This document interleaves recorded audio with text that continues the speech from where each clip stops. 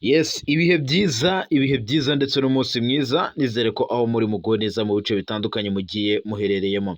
Ni amakuru akomeye cyane ariko ko hirya no hino ku butaka bw'uburasirazuba bw'igihugu cya Congo, mu karere ka Afurika y'ibiyaga bigari, hakurya y'ishyamba rya Kibira ndetse no hakurya y'inyanja ngari.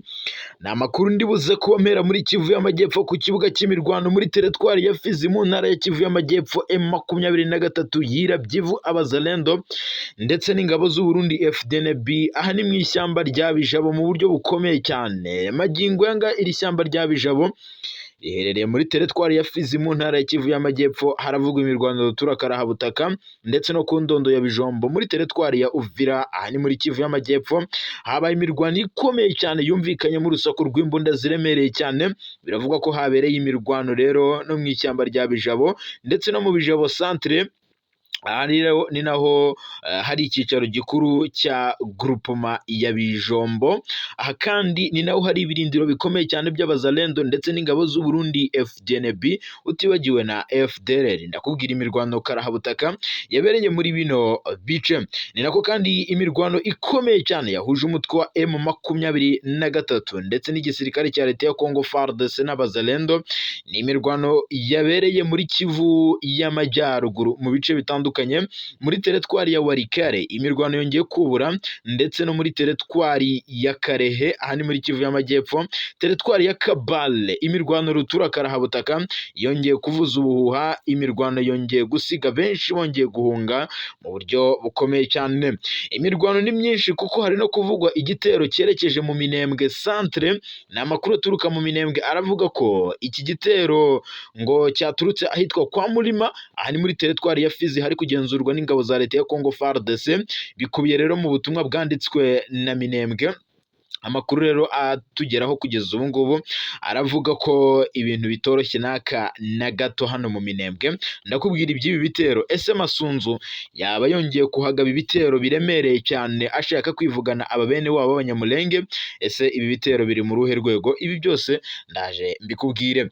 Ndaza kandi kukubwira ko magingo yangaya hano mu gihugu cy'u Rwanda, urukiko rukuru ku wa kane tariki ya 19 Kamena 2025 nibwo rwasabye ubushinjacyaha kuburanisha umunyapolitike Ingabire Victoire nyuma yo gusanga ashobora kuba afite aho ahuriye n'umugambi wo guhirika ubutegetsi bw'u Rwanda. Uyu Ingabire Victoire yari yitabye urukiko kugira ngo rugire ibyo rumubaza ku byaha ashinjwa we n'ishyaka rye rero rya Darfa Umurinzi baregwa, birimo kuba ngo bashaka guhirika ubutegetsi bw'u Rwanda. Ibi byose ndaje mbikubwire, ndetse n'ibindi bikomeje kugenda bigarukwaho. Ndakubwira ko hano muri Repubulika Iharanira Demokarasi ya Kongo, urukiko nyafurika rugiye gutangaza niba rufite ububasha bwo kuburanisha urubanza Repubulika Demokarasi ya Kongo yarezemo u Rwanda. Kinshasa rero ndetse na Kigali ubushotoranyi burakomeje mu buryo bukomeye cyane. Rero magingo yangaya umwanditsi w'urukiko nyafurika rw'uburenganzira bwa muntu n'abaturage yohereje ibaruwa Repubulika ya Demokarasi ya Kongo n'u Rwanda, abamenyesha ko icyemezo cy'ububasha bwarwo bwo kwemerwa mu rubanza rw'ibihugu byombi biteganyijwe tariki ya 26. Aha rero bashyikirijwe impapuro hagati y'u Rwanda na Kongo. Ni impapuro rero zitanga ububasha kuri uru rukiko nyafurika kuba baburanisha ibi bihugu byombi, cyangwa kuba babigiraho ububasha mu buryo ubwo ari bwo bwose. Ibi byose ndetse n'ibindi nakubwiye, reka nze mbive imuzi n'umuzingo. 5 reka mbahereze ikaze n'abasabe gukora subscribe, ariko gato ndaza no kunyarukira ku biri kuvugwa ku ntambara y'igihugu cya Iran ndetse na Israel. Magingo yanga ibintu byakomeye cyane, umuriro watse, Israel yakaniye, Israel igambiriye kwivugana bikomeye cyane umurwa mukuru Tehran, ikaba yawugabamo ibitero simusiga, ndetse ikaba yakivugana n'umuyobozi w'ikirenga wa Iran yitwa Ayatollah Ali Khamenei. Ibi byose ndaje mbikubwire, ndetse ndekana n'abasabe gukora subscribe mwe mutarayikora, kugira ngo tujye tubana mu makuru n'ibiganiro tubategurira kuri uyu muyoboro 5 kuri 5. Reka munyemerere mpere ku kibuga cy'imirwano mu Bijabo, aho imirwano yongeye kubura mu buryo bukomeye cyane. Ni amakuru aturuka ku ndondo ya Bijombo muri teritwari ya Uvira mu ntara ya Kivu y'Amajyepfo, habaye imirwano ikomeye cyane yumvikanye mu rusaku rw'imbunda ziremereye cyane. Aha rero hongeye kubura imirwano mu Bijabo centre, ahazwi ari naho ngo hari icyicaro gikuru cya groupement ya Bijombo. Aha kandi ni naho hari ibirindiro bikomeye cyane by'ingabo za leta ya Congo FARDC, abazalendo, FDL ndetse n'ingabo z'u Burundi. Ku mugoroba w'ejo ahagana ku isaha saa 11 z'umugoroba n'igice nibwo humvikanaga ibiturika kandi byumvikanaga umwanya utari muto. Amakuru atugeraho ava hano mu Bijabo aravuga ko FARDC n'abazalendo bahari bagabye ibitero bikomeye cyane mu birindiro bya Twirwaneho na M23. Nubwo amakuru avuga ko Twirwaneho ariyo yagabye iki gitero, gusa nta gihamya gifatika kiragaragara. Aya makuru kandi aravuga ko kugeza ubu ngubu nubwo humvikanaga urusaku rw'imbunda ziremereye cyane, kugeza ubu ntabwo rukiri kumvikana usibye urusaku rw'imbunda ntoya. Kandi magingo ya ngaya ibi bitero bikomeje kugabwa hano Bijabo biri kugabwa n'ingabo z'u Burundi bashaka kwisubiza centre ya Minembwe. Rero bisanzwe bizwi ko FARDC, ingabo z'u Burundi ndetse n'aba FDLR n'abazalendo bajya bashaka kwigarurira iyi centre ya Minembwe, kuko ni kimwe mu gice gikomeye cyane hano muri teritwari ya Fizi. Rero ingabo z'u Burundi bo bafite ibirindiro ahitwa ku ndondo ya Bijombo, ni muri teritwari ya Uvira, ndetse niho bari no guturuka bakagaba ibitero mu misozi y'Umulenge muri Kivu y'Amajyepfo. Kimwe cyo rero Twirwaneho na M23 nibo bari kugenzura ibice byinshi nka Bijabo n'utundi duce twa hafi y'iri shyamba rya Bijabo centre ndetse n'ahandi hatandukanye. Magingo yanga kandi Umurundi nawe akomeje kugenda agaragaza ko ashaka kwirukana M23 mu buryo bukomeye cyane. Ni ibitero bikomeje kugenda bitera ubwoba abaturage benshi kuko bari guhunga berekeza mu bice bitekanye, ndetse ingabo z'u Burundi zifite intego zo kwirukana M23 na Twirwaneho ahitwa mu Minembwe. Bikubiye rero mu butumwa twagiye dushyikirizwa n'umwe mu barwanyi ba Twirwaneho, atubwira ko aka gace ka Minembwe kongeye kurangwamo ibitero, nk'uko bizwi ko hano mu Minembwe ari imwe muri komine yo muri Kivu y'Amajyepfo irebwa n'ihuriro cyangwa iri kugenzurwa n'ihuriro rya Alliance Fleuve Congo M23. Iki gice cya Minembwe Twirwaneho yagifashe tariki ya 21 Gashyantare 2025, hari nyuma y'uko General Rukunda Michel uzwi ku izina rya Makanika yari amaze iminsi atabarutse nyuma yo kugabwaho igitero cya drone y'ingabo za leta ya Congo FARDC kigasiga kimwishe. Uyu General Makanika niwe wahoze ari umuyobozi wa Twirwaneho kuva muri 2019 kugeza atabarutse mu mwaka wa 2025.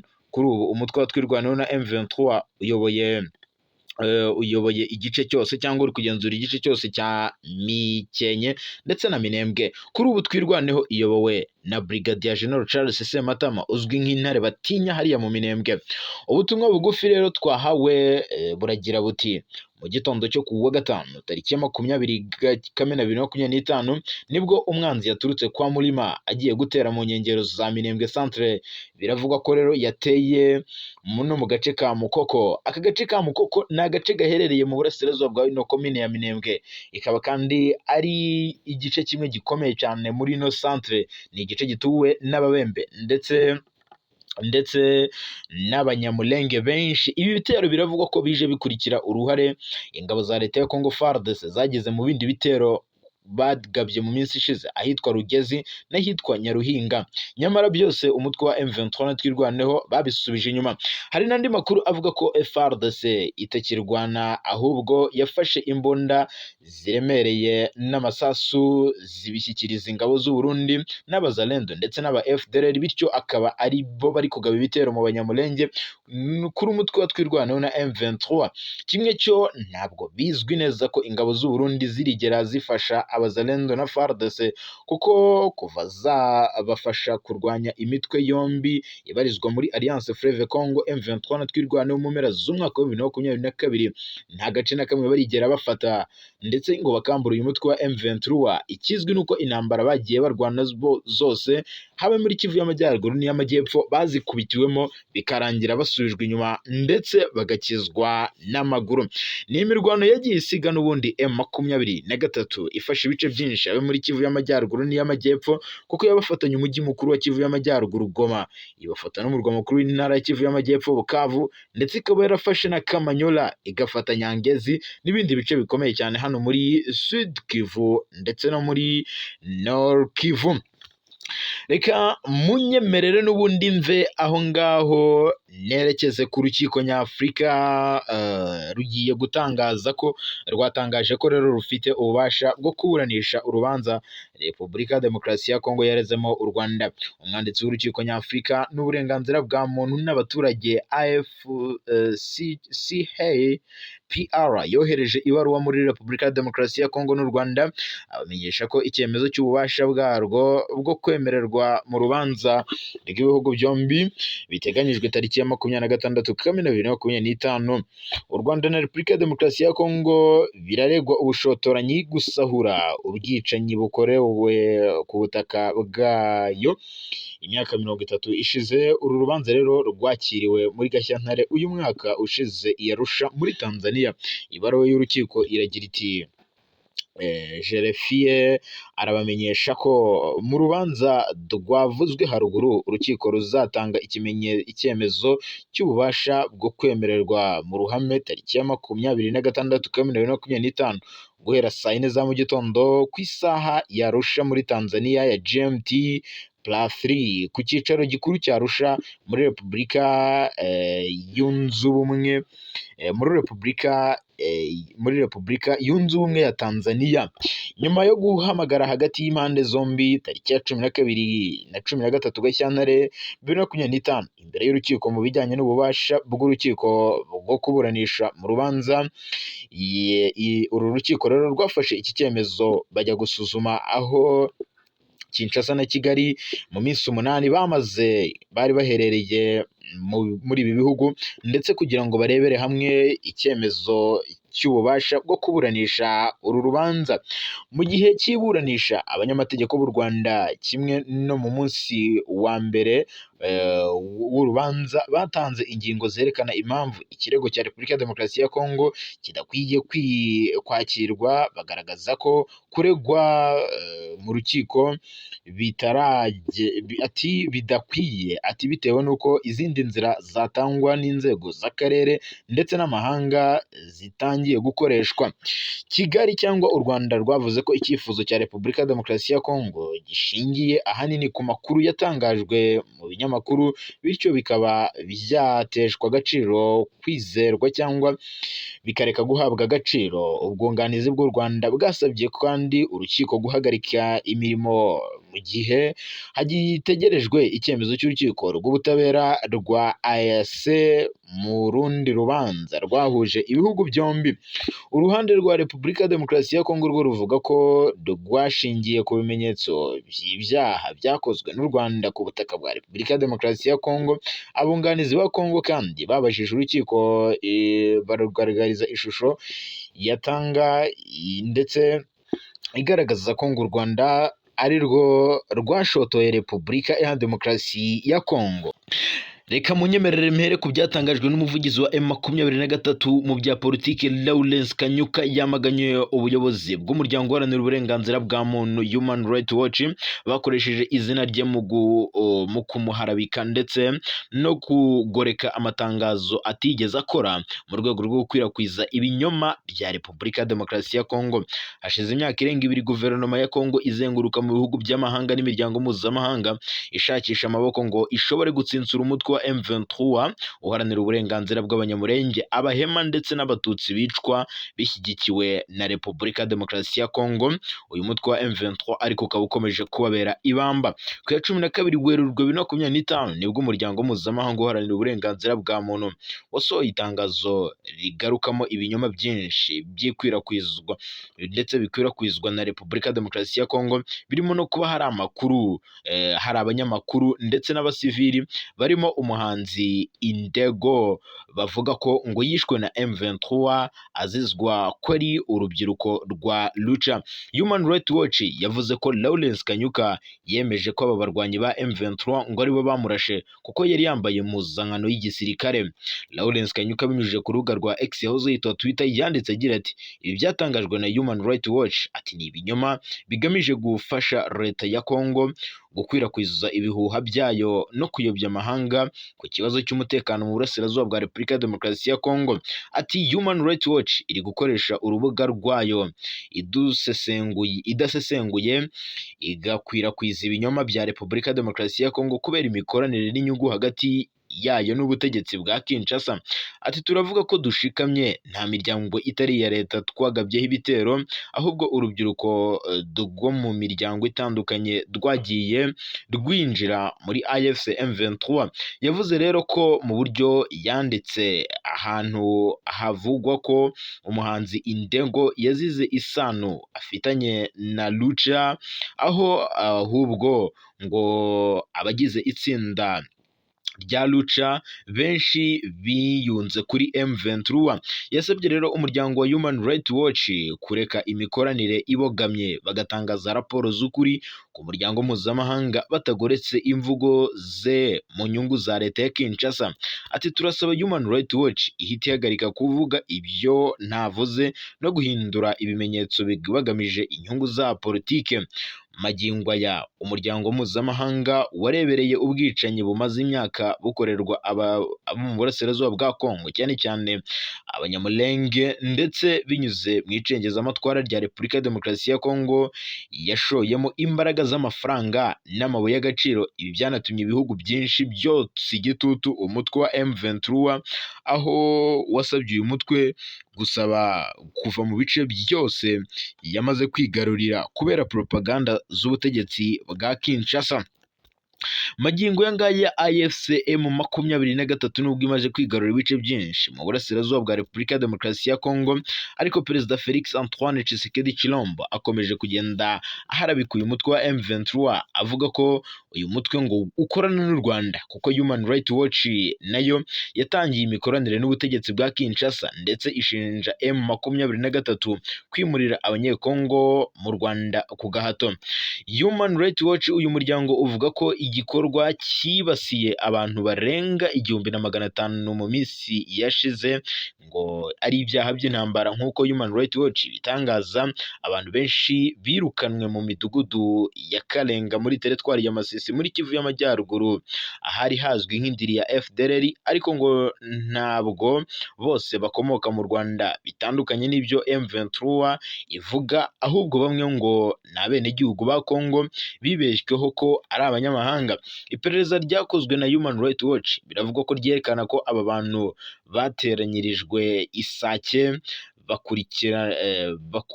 bakimurirwa mu mujyi wa Goma, hanyuma bagashyikirizwa u Rwanda, berekeze mu Rwanda nyine badahawe amahirwe yo kuburana kwiyirukanwa ryabo.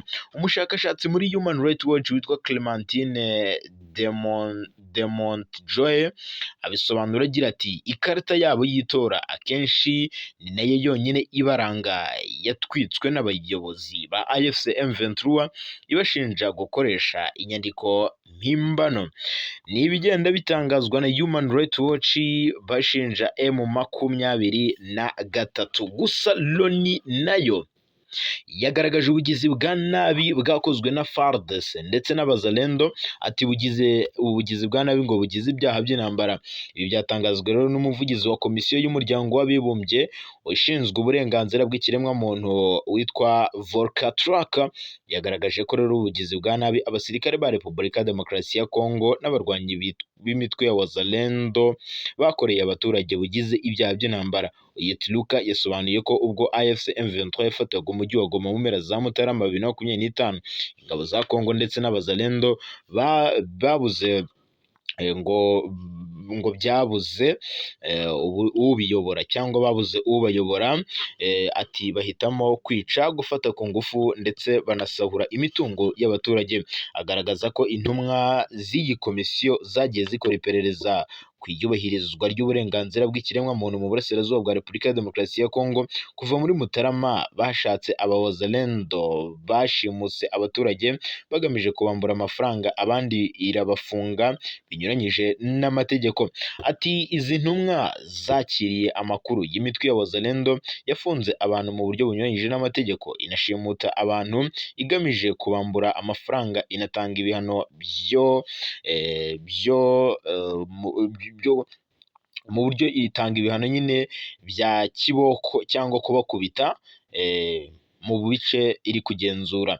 Uyu Tiluka yanagaragaje impungenge ku bantu bakomeje gufungwa n'ubutegetsi bwa Repubulika ya Demokarasi ya Kongo binyuranyije n'amategeko, abantu bakaburirwa irengero bakekwaho gukorana na AFC M23. Asobanura ko ibi bikorwa biri gukorwaho iperereza. Ubutumwa Tiluka yagize ati rero ubugizi bwa nabi bwose bwakozwe n'abasirikare ba leta ya Kongo FARDC ndetse n'abazalendo buri guca amarenga ko mu gihe iperereza rizaba ryarangiye, kugeza ubu ngubu uwabigizemo uruhare wese ashobora kuzakurikiranwa n'ubutabera mpuzamahanga. Ni ibiri kugenda bigarukaho rero magingo aya ngaya n'ibyaha by'intambara abazalendo bashinjwa. Aba bazalendo rero bafatanya n'igisirikare cya leta ya Kongo FARDC mu guhangana n'umutwe witwaje intwaro wa M23 ukomeje kubambura ibice byinshi mu burasirazuba bwa Repubulika Iharanira Demokarasi ya Kongo. Ntabwo duhagarara, reka nkomereze kuri iyi nkuru. Abatekinisiye b'u Rwanda na Repubulika ya Demokarasi ya Kongo bemeranyije ku mushinga w'amasezerano y'amahoro agiye gusinywa agasinyirwa i Washington DC muri Leta Zunze Ubumwe za Amerika. Intumwa zishinzwe ibya tekinike z'u Rwanda na Repubulika ya Demokarasi ya Kongo zamaze kwemeranya ku mushinga w'amasezerano y'amahoro hagati y'ibihugu byombi bizasinyana mu mpera z'ukwezi kwa Kamena ukwezi turimo. Abatekinisiye bateguye umushinga w'amasezerano i Washington DC muri Leta Zunze Ubumwe za Amerika, aho bari bamaze iminsi 3 baganira y'imbonankubone. Ni ibiganiro byabo byibanze ku nyungu za Kigali na Kinshasa bahuriyeho by'umwihariko mu nzego zirimo iza politiki, umutekano n'ubukungu.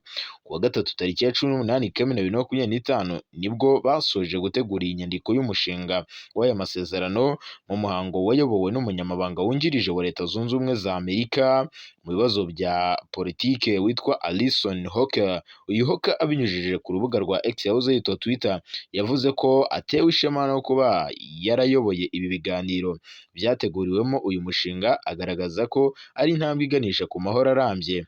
Ati ntewe ishema no kuba nyoboye ibi biganiro by'amahoro by'iminsi 3 byarabaye kandi bitanga umusaruro. Ati wo gusinya iyi nyandiko y'amasezerano y'amahoro bikozwe n'intumwa z'u Rwanda na Repubulika ya Demokarasi ya Kongo mu cyumweru gitaha. Ati turemeranya ko tuzakira ba minisitiri b'ububanyi n'amahanga ku ya 27 Kamena bakaza gusinya aya masezerano, bakazayoborwa n'umunyamabanga wa leta muri Minisiteri y'Ububanyi n'Amahanga n'Ubutwererane ya Amerika Mike Rubio. Ati dufatanyije turi gukora ngo turebere hamwe icyazana amahoro arambye mu karere ka Afurika y'ibiyaga bigari.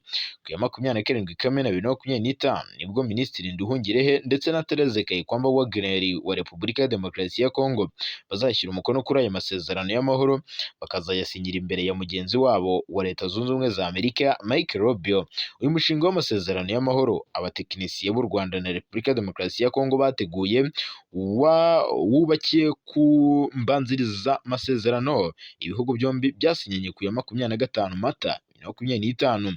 Mu byo impande zombi zemeranyije harimo ko buri gihugu kigomba kubaha ubusugire bw'ubutaka bw'ikindi no kubuza imirwano, gusenya, kwambura intwaro no gusubiza mu buzima busanzwe imitwe yitwaje intwaro itari iya leta, no gushyiraho urwego rwo guhuriza hamwe ibikorwa by'umutekano ndetse no korohereza impunzi n'abavuye mu byabo gutaha.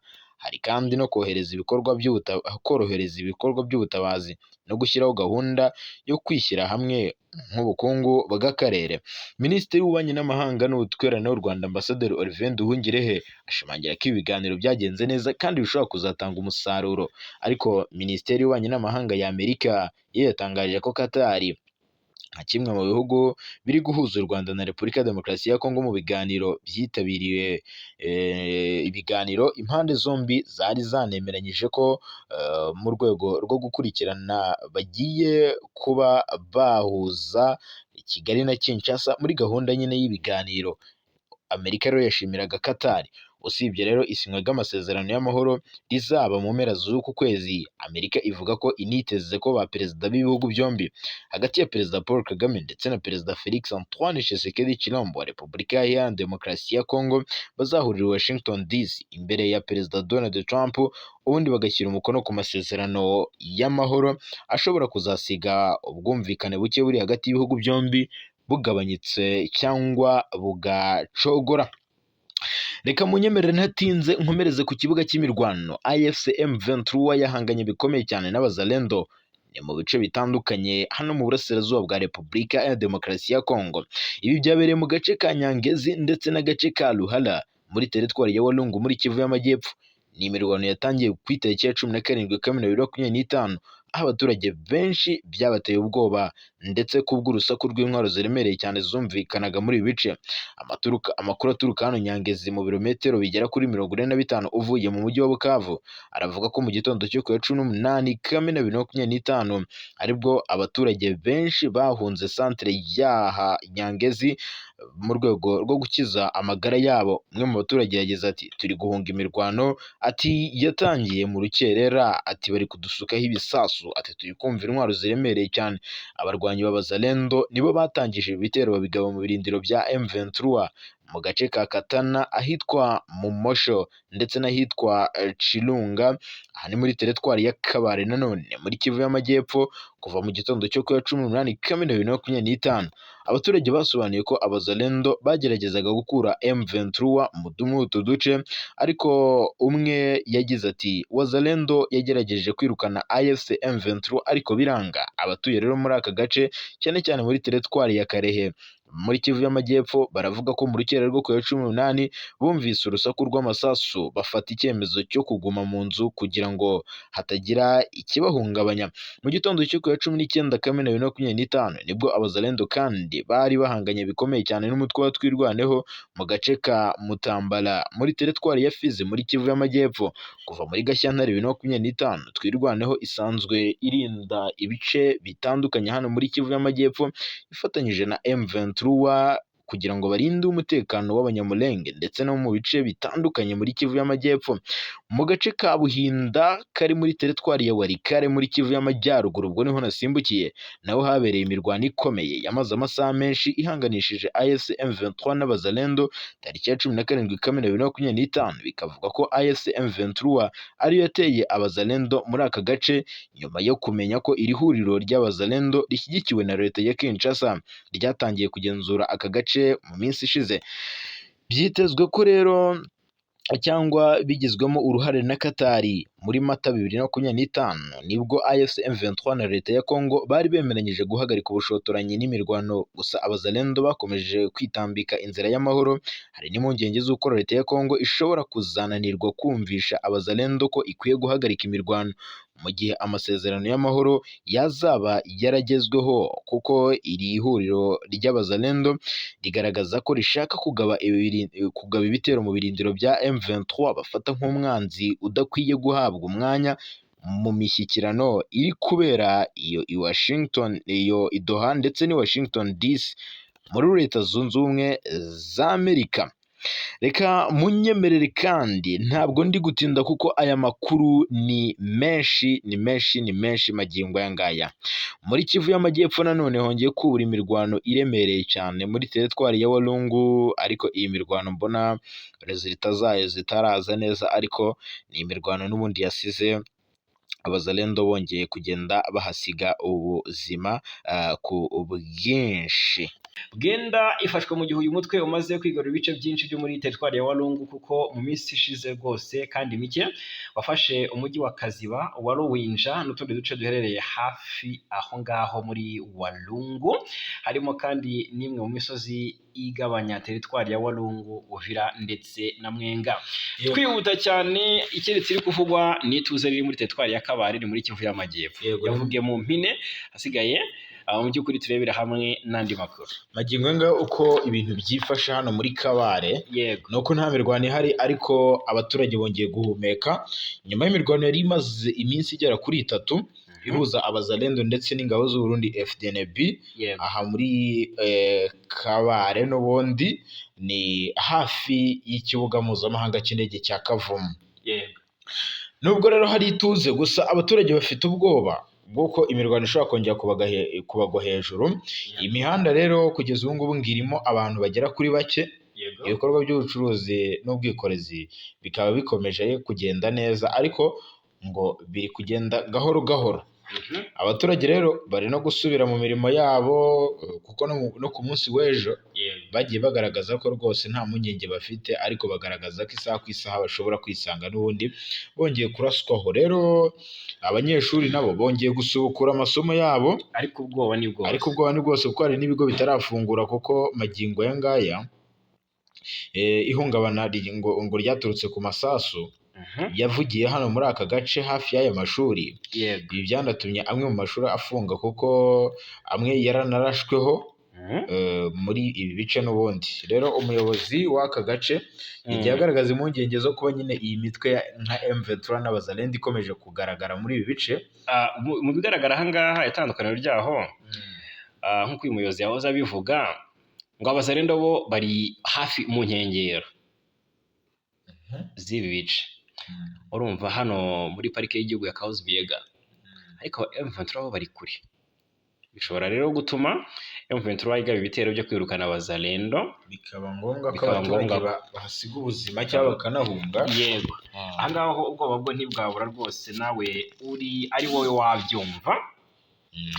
Muri Kivu y'Amajyepfo kandi abasirikare b'u Burundi bongeye guhemukira abanyamurenge bari baherekeje umwuka byaramwe ntibashimwa. Ibitangazwa rero ni ibihe. Amakuru aturuka i Uvira muri Kivu y'Amajyepfo avuga ko hari abanyamurenge bahagiriye ikibazo ni mu gihe bafashwe na wazalendo babakorera iyicarubozo ndetse babambura n'ibyabo kandi bari baherekejwe n'abasirikare b'u Burundi. Ni amakuru yatangiye kuvugwa ku mugoroba wo kuwa 2 tariki 17 Kamena aho avuga ko abo banyamurenge bafashwe na wazalendo bari baturutse indondo ya Bijombo bagana Uvira. Umutangabuhamya waduhaye amakuru agira ati hari abantu bari bavuye ruguru barimo abapolisi n'abanyeshuri kandi bari bikoreye n'igipoyo cy'umurwayi. Igipoyo ni igicyugo.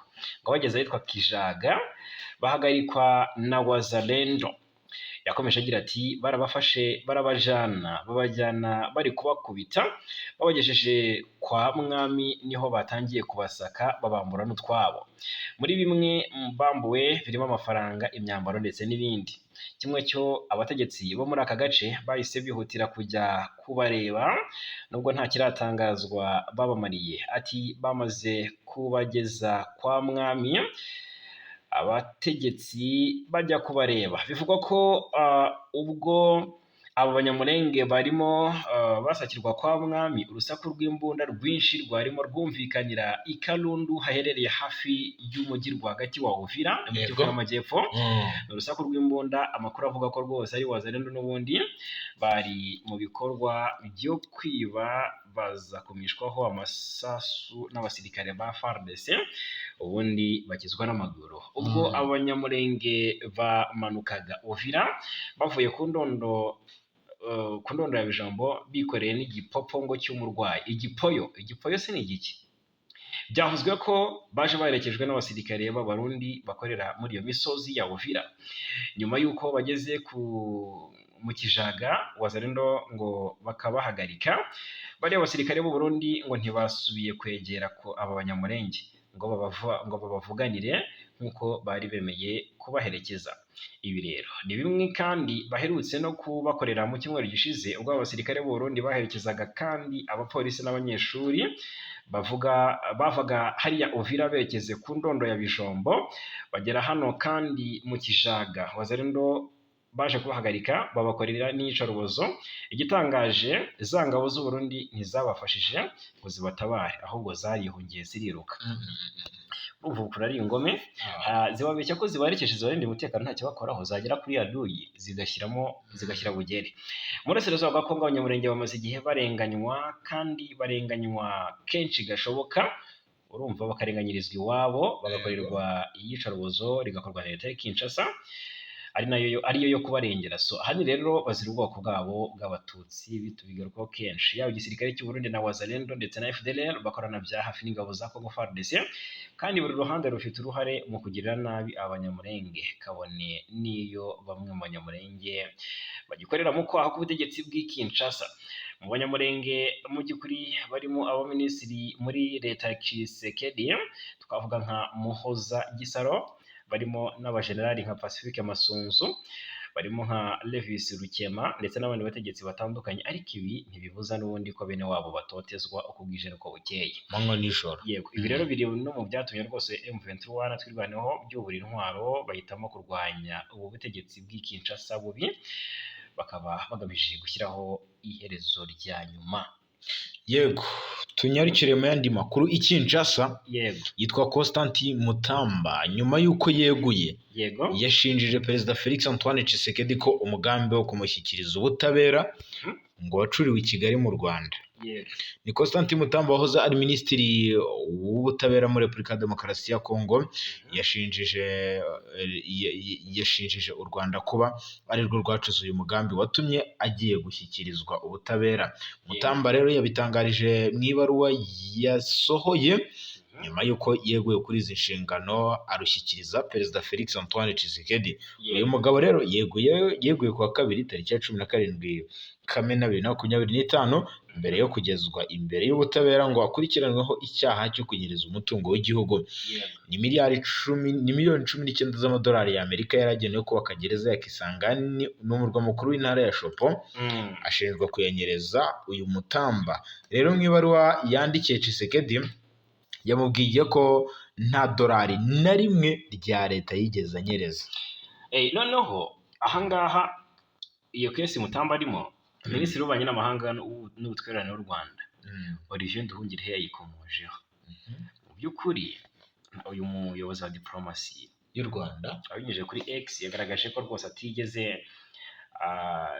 ntabwo yahisha akanyamuneza, niko navuga. Yashimishijwe nyuma y'ibiri kuba kuri uyu Constantin Mutamba, arabizi ibintu yagiye avuga ku Rwanda, avuga ko azanafunga Perezida Paul Kagame. uribuka ko yize gutangaza ko ngo yasaga nk'usaba igihano cy'urupfu ngo kizajya gihabwa umuntu wese wanyereje umutungo wa leta, aryita isezerano rikomeye.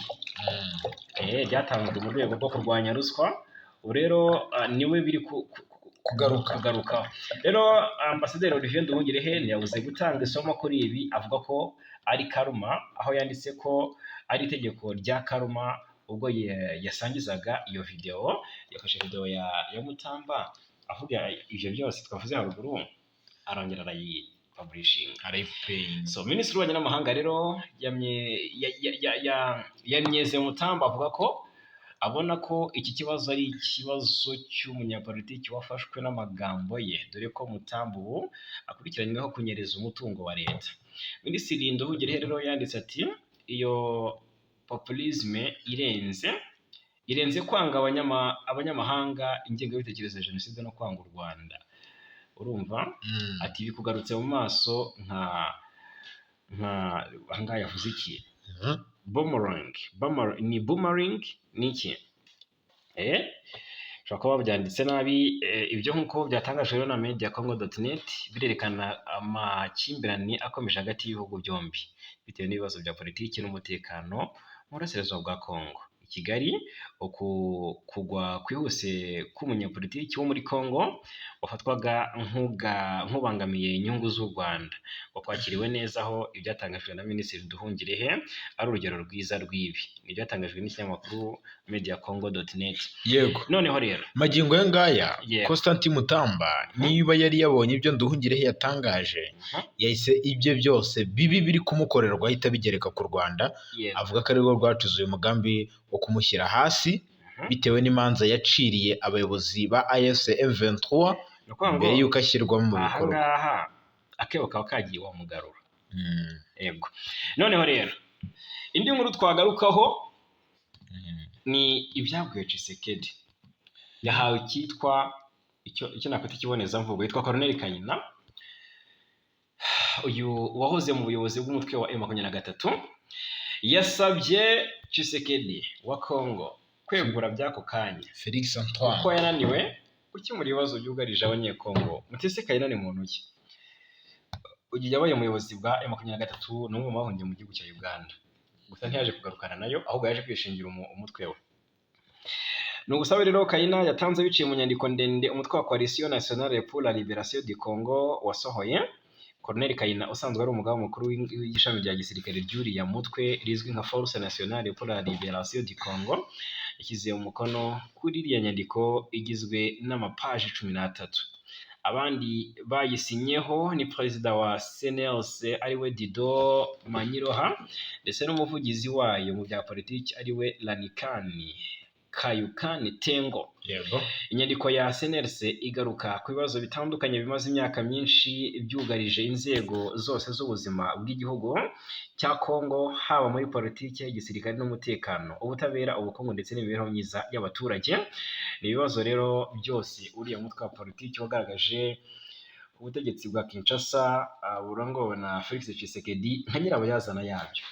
rero kugeza amagingo ngaya nko ku bijyanye na politike n'imiyoborere, Colonel Kayina n'umutwe we barashinja perezida Felix Antoine Tshisekedi ndetse na minisitiri w'intebe w'iki gihugu cya Congo n'inteko nshinga amategeko ya Congo kuba aribo bikubira 80% by'amafaranga yose y'ingengo y'imari y'igihugu.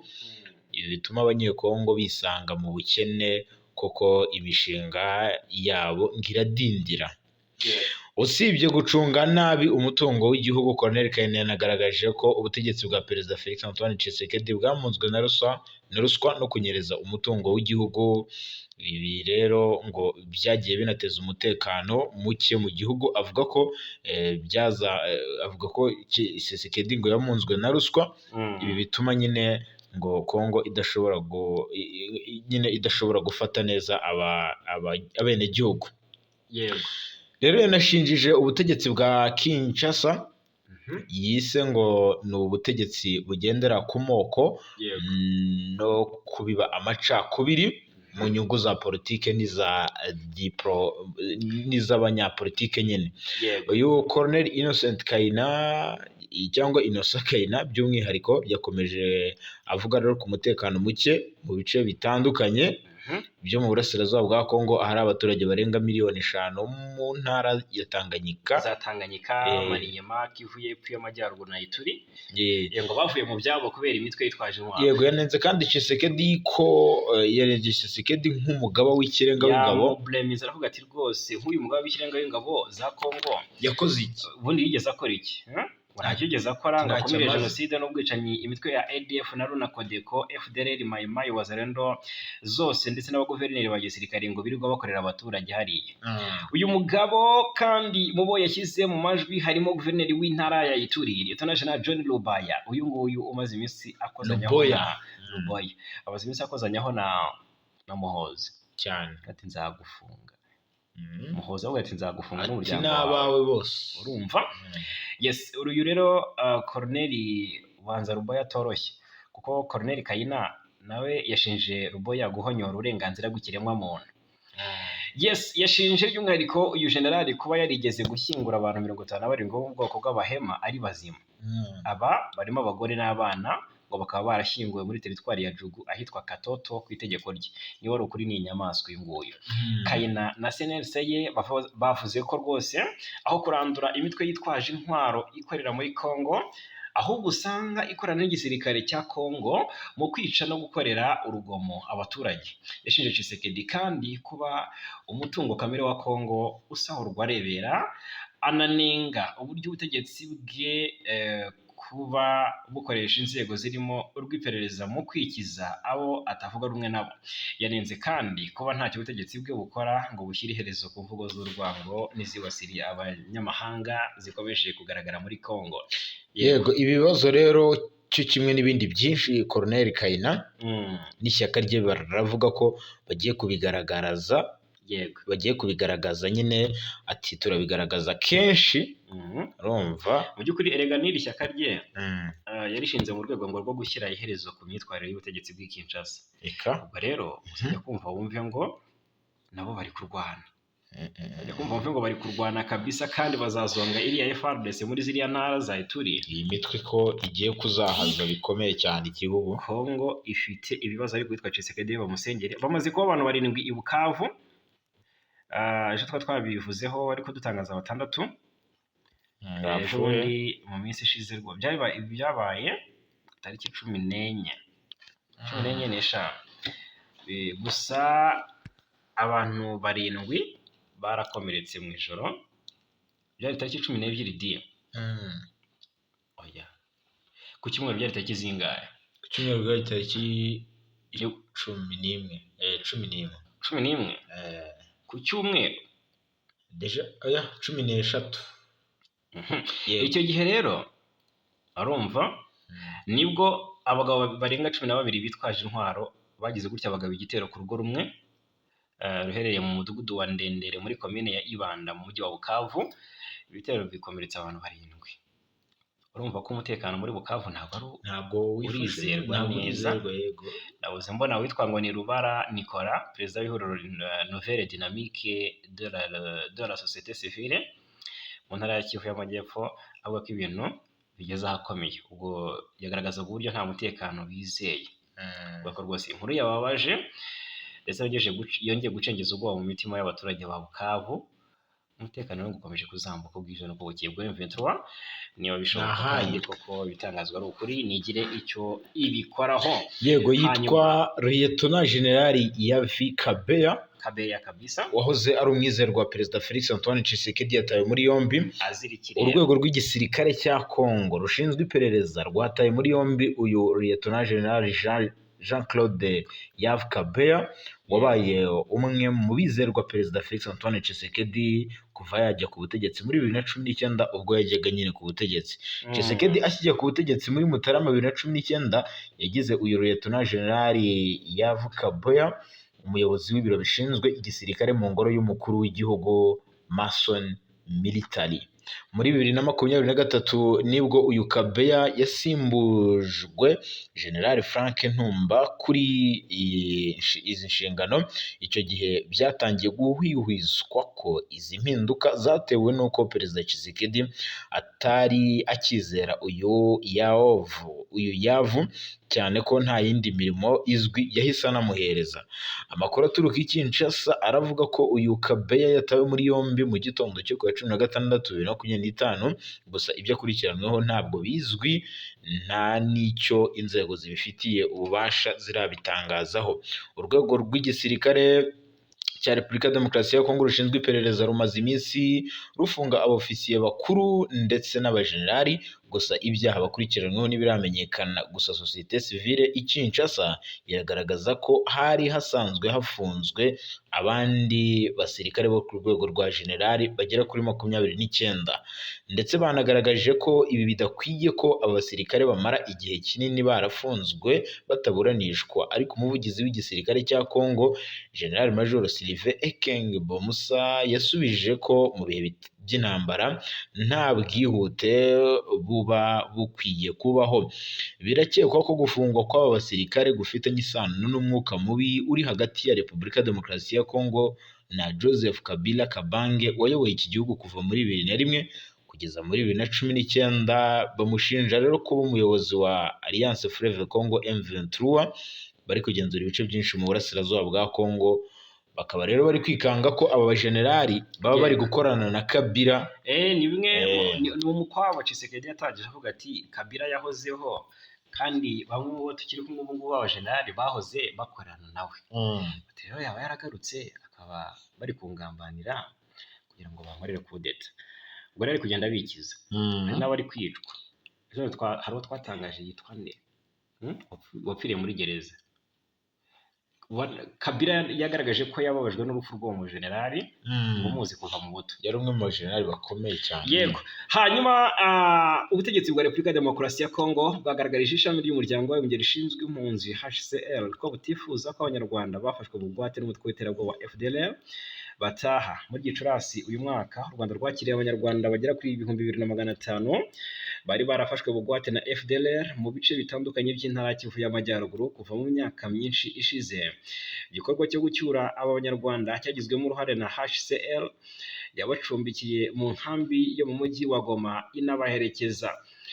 Hanyuma rero aba banyarwanda bakigera mu Rwanda basobanurira itangazamakuru ko bari babayeho nabi, bagaragaza ko bishimiye gutaha mu gihugu cyabo bagatanga umusanzu mu iterambere ryacyo. Nibishaka Marcel ni umwe mu batashye, yagize ati birashimishije kuko nari ngiye kuzasaza ntabonye gakondo yanjye, nishimiye kuba ngarutse mu gihugu cyanjye. Ku ya 17 Kamena, Minisitiri ushinzwe uburenganzira bw'ikiremwamuntu muri Congo Chantal Tshambou Mwavita yahuye n'umuyobozi mukuru wa HCR Filippo Grandi amugaragariza ko gucyura abanyarwanda leta yabo itabigizemo uruhare ari ukubangamira ikiremwamuntu.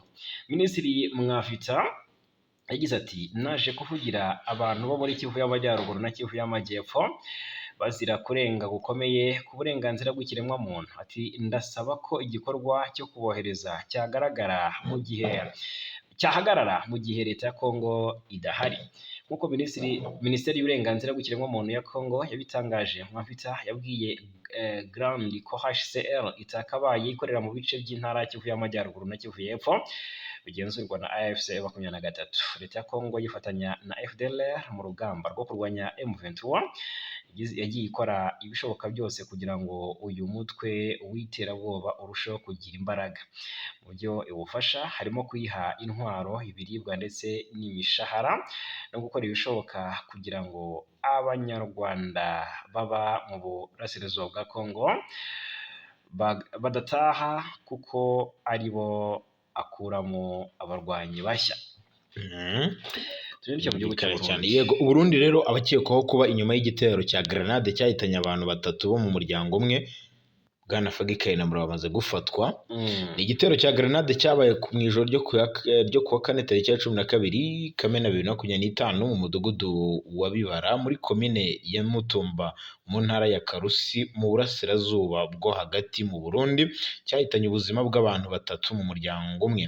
Abandi bantu bagera kuri 2 barakomeretse bikabije muri iki gitero, kandi abantu 7 ubu barafunzwe mu gihe hagikorwa iperereza nk'uko ikinyamakuru COS Media Burundi kibivuga.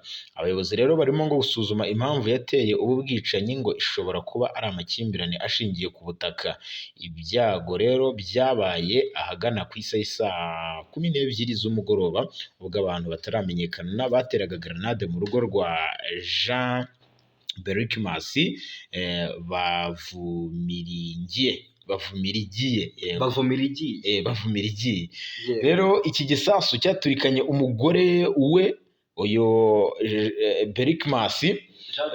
Jean Berikimasi. Ni igisasu rero cyaturikiye mu rugo rwe nyine gihitana umugore we witwa Sylvain Ngabireyimana n'abakobwa babo bombi harimo Elisa ndetse n'uwitwa Ineza. Uyu Jean Berikimasi ufite imyaka igera kuri 35 y'amavuko ni umwe mu bakobwa be witwa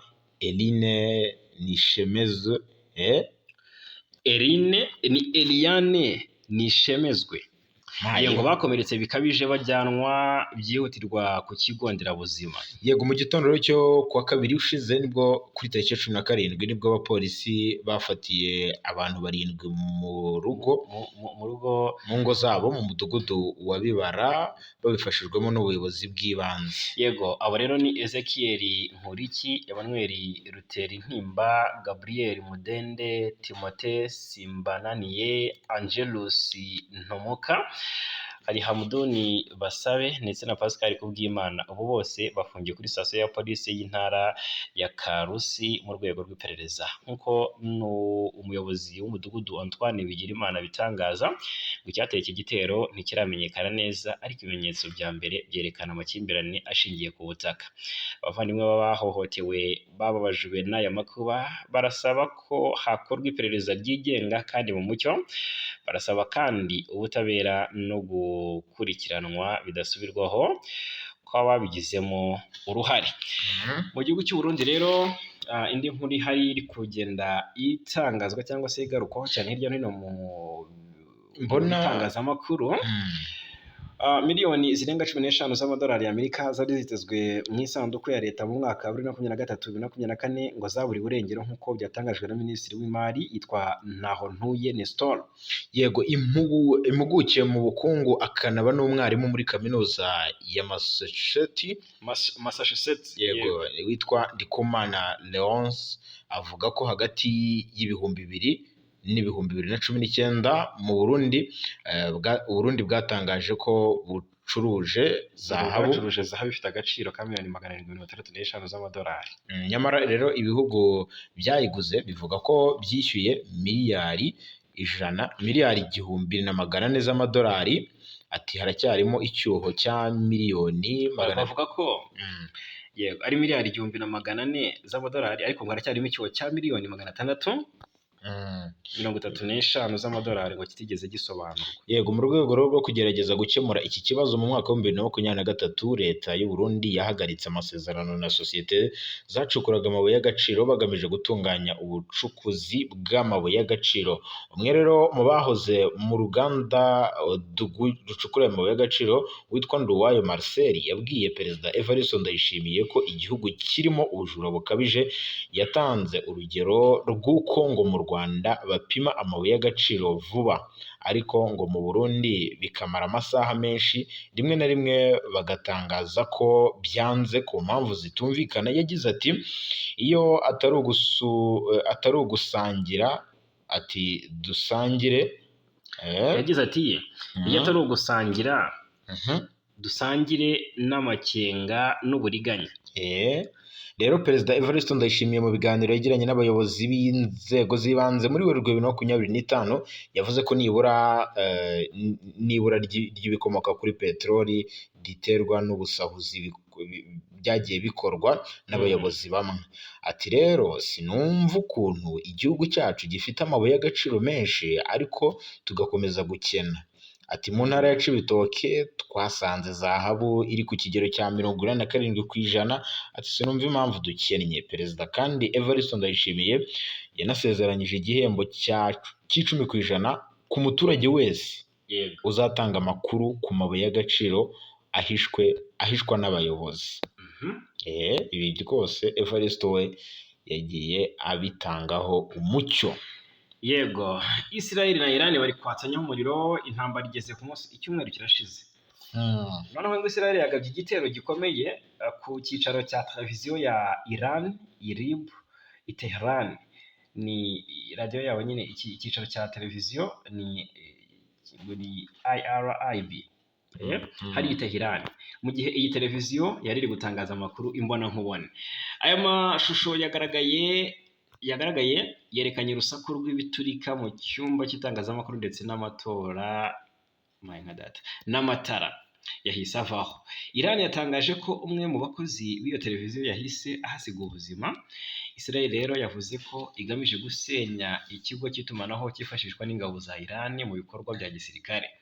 Mu mujyi wa Tehran abaturage benshi bahise bafata inzira barahunga, imihanda yuzura imodoka, amaduka menshi arafungwa ndetse bamwe batangaje ko bafite ubwoba bukomeye. Iran yamaganye icyo gitero igishinja Israel gukora icyaha cy'intambara, mu gihe Israel ivuga ko igamije guhagarika intwaro za kirimbuzi za Iran. Wenda turebera ibyo Ayatollah yasubije Donald Trump. Amerika ishobora kuba igiye kurasa Iran mu buryo bukomeye cyane. Perezida wa Leta Zunze Ubumwe za Amerika Donald Trump yasabye abaturage bose bari mu murwa mukuru i Tehran, mu murwa mukuru wa Iran nyine, ababwira ko rwose bahava vuba na bwangu. Trump yabitangaje abinyujije ku rubuga rwa Truth Social, aho yavuze ko Iran yagombaga kwemera amasezerano ya Sabik. Ndetse ngo nagahomamunwa kubona ubuzima bwinshi bw'abaturage ngo bugikomeje kuba muri Iran. Ati Iran ntigomba na rimwe kugira intwaro za kirimbuzi. Ati nabisubiyemo kenshi. Ati umurwa mukuru i Tehran bose bagomba kuhava. Iri tangazo Trump kandi ryanakurikiye iryo Israel nayo yahise isaba abaturage bayo kuva mu bice bimwe bya Teherani, ni mu murwa mukuru wa Irani, mu gihe ibikorwa bya gisirikare bikomeje hagati y'impande zombi. Irani kandi yasubije ko ari intambara y'amaraso, ati ni intambara ikomeye cyane, ati kandi ishobora gusiga ubuzima bw'abaturage bwangiritse. Abakuru b'ibihugu rero ngo bigize G7 nabo bamaze kwinjiramo, kuko bahise bashyira ahagaragara itangazo bashyikirije uburenganzira bwa Israel ngo bwo kwirwanaho, bavuga ko Iran ngo ariyo ntandaro y'ibibazo byinshi by'umutekano muke muri aka karere ko hagati. Basabye kandi ko hashakwa ibisubizo biganisha ku ituze mu burasirazuba bwo hagati, harimo n'ihagarikwa ry'intambara muri Gaza. Yes, Minisitiri w'Ububanyi n'Amahanga, birashoboka ko Afurika y'Epfo ishobora gufunga ambasade ya Israel. Ko Minisitiri w'Ububanyi n'Amahanga n'ubufatanye mpuzamahanga wa Afurika y'Epfo yitwa Roland Lamora, we yatangaje ko guverinoma iteganya gufata icyemezo cya burundu mbere y'uko uyu mwaka urangira ku bijyanye no gufunga ambasade ya Israel i Pretoria.